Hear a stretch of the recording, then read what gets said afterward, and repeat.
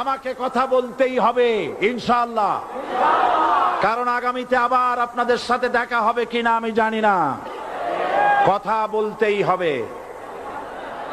আমি দেখতে পাচ্ছি বাংলাদেশের ভাগ্য আকাশে উত্তর গগনে কালো মেঘ জমা হয়েছে, ঝড়ের পূর্বাভাস লক্ষ্য করছি।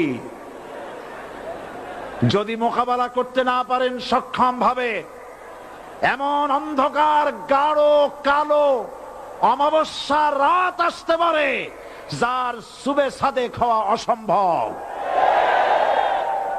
সুতরাং আপনারা কি কাপুরুষের মতো কাফের মুশরিকদের গোলামি করে মরতে চান? বিড়ালের মতো 500 বছর বেঁচে থাকার কোনো লাভ নাই। সিংহের মতো 1 ঘন্টা বাঁচতে চাই।